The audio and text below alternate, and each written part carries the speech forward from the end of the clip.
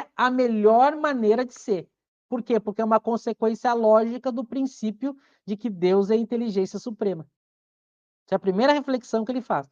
Se eu pudesse refletir como o universo funciona e eu achasse problemas no mecanismo de funcionamento do universo, esse problema que eu estou apontando está na minha falta de conhecimento completo de por que as coisas funcionam assim. Então, o problema está em mim, que estou vendo o problema. Não pode estar em Deus, porque senão Deus não seria inteligência suprema. Se eu pudesse dar uma solução para o universo, que não a solução de como o universo funciona, como Deus quis, ela tem que ser a melhor escolha. Então, ele começa usando argumentos lógicos. Primeiro, lógicos. Se Deus é a inteligência suprema e o universo funciona assim, é porque assim é a melhor escolha, é o melhor jeito. Se eu não entendo, eu tenho que buscar o entendimento, mas assim é o melhor jeito.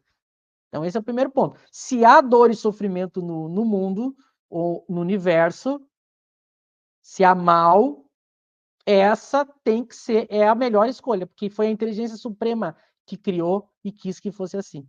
Então, olha como ele está sendo coerente com os conceitos. Claro que se eu desse apenas essa resposta lógica, ela não contenta, porque eu tenho que ir além. É óbvio que o Espiritismo vai além, a gente está só construindo a ideia.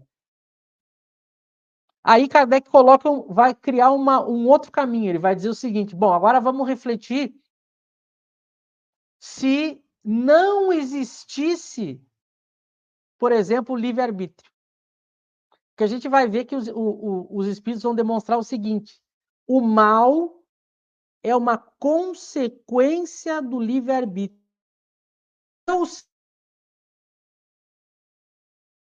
E deu eles a escolha de escolher entre o bem e o mal.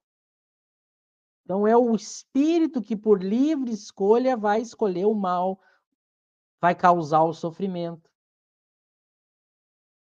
Uma maneira de eu eliminar isso seria eu eliminando o livre-arbítrio.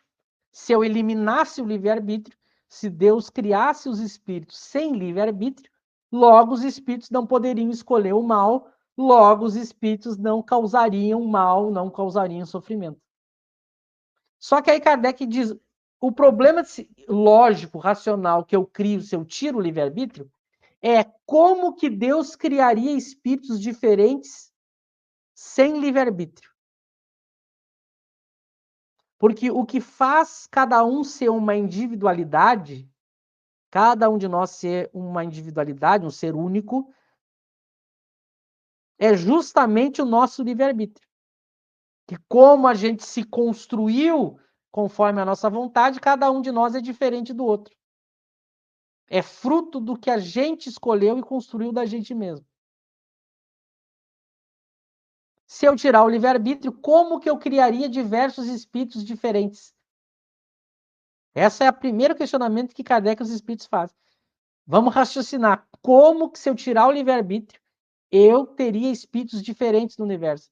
Deus teria que criar, então, seres com determinadas características que eu não tenho, mas ele tem características que eu não tenho porque Deus deu para ele, não é porque ele desenvolveu aquilo com o seu livre-arbítrio.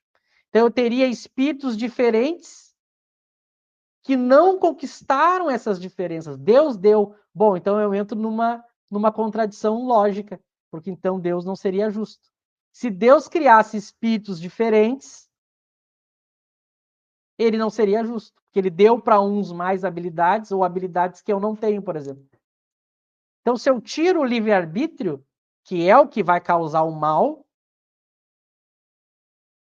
eu não tenho como criar espíritos diferentes, só existiria um espírito. Porque qualquer diferença que existisse entre um e outro, Deus seria injusto. Então, nota que eu começo a entrar em contradições quando eu tiro o livre-arbítrio. Então, por que há o mal? Porque Deus deu o livre-arbítrio. Então, o ser humano ele pode escolher. Ele escolhe como ele se constrói, ele escolhe o que ele faz das ações dele. Então, dessa maneira, Deus não é injusto, porque cada um é e sofre aquilo que construiu de si mesmo. Tudo que a gente sofre é fruto do que a gente mesmo construiu da gente mesmo por livre escolha. Então há uma dor, há um mal, mas foi escolha nossa. A gente escolheu. Então é preferível essa alternativa do que eu tentar tirar o livre-arbítrio para refletir. Percebe?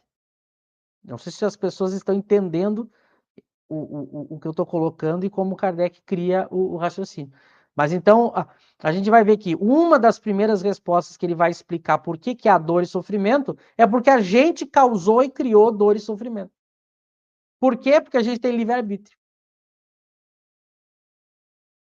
Então, por que Deus permite? Porque ele permite, porque justamente ele nos criou livres. Então, como ele criou uma lei, que é a lei de liberdade, é uma lei, todos são livres. Essa é uma das respostas que o Espiritismo vai dar para explicar a existência do mal. Só que o Espiritismo vai além, porque ele vai mostrar que a existência da dor e do sofrimento na existência do espírito, ela é temporária. É um período muito curto da evolução do espírito que ele passa por dores e sofrimentos que, inclusive, ele mesmo ajuda a criar e causar.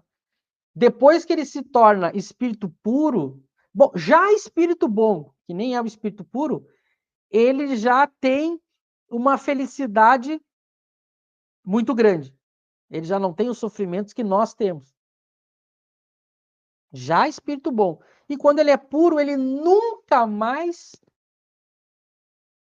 tem necessidade de passar por nenhum tipo de dor e sofrimento. É a felicidade plena por toda a eternidade. Então há um pequeno período da vida do espírito em que ele, tendo livre-arbítrio, tem a capacidade de praticar e criar o desejo do mal. E, portanto, criar dores, expiações. Depois que ele se torna espírito bom, ele já não pratica mais o mal, porque ele só tem desejo do bem. E quando ele se torna espírito puro, então ele não tem nem necessidade de encarnar na matéria, de reencarnar na matéria. A não ser que ele queira, porque ele, como Cristo que encarna num corpo material, mas porque ele quer por amor àqueles que ele quer ajudar, que estão embaixo dele. Então, nota, eu estou fazendo um resumão aqui, porque nós vamos ver tudo isso, tá? Mas eu já estou fazendo para começar a criar a ideia, para o pessoal que está ouvindo, tentar criar contra-argumentos para a gente ver como a teoria espírita ela consegue solucionar. Ela tem uma teoria que consegue. É a melhor teoria, é a mais racional. Agora, claro, por exemplo, os filósofos, quando foram refletir sobre isso, eles tiveram muita dificuldade. Porque os filósofos que são ateus, eles vão atacar esses pontos.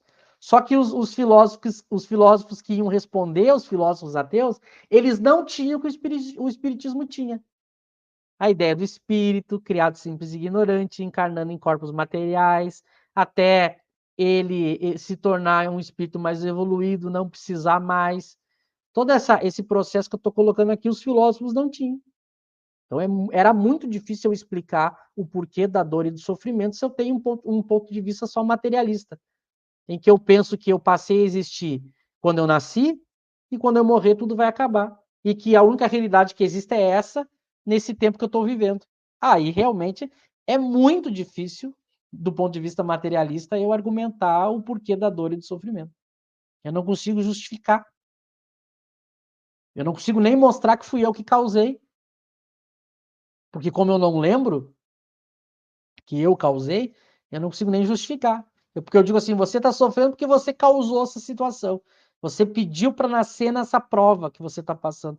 Mas aí, veja, para tudo isso fazer sentido, eu tenho que provar que há um espírito, que há escolha de provas, que há reencarnação. Nota que eu tenho que resolver uma série de problemas para poder justificar um princípio. Mas é assim que a gente vai construindo, assim que a gente vai fazendo, né? Fiz um baita resumão, deixa eu jogar para vocês, que eu já falei muito. Não, eu vou passar para o Eric. Eric, se você quiser fazer rapidamente aqui, o Luciano levantou essa questão e dá para ele aí a fonte onde ele vai encontrar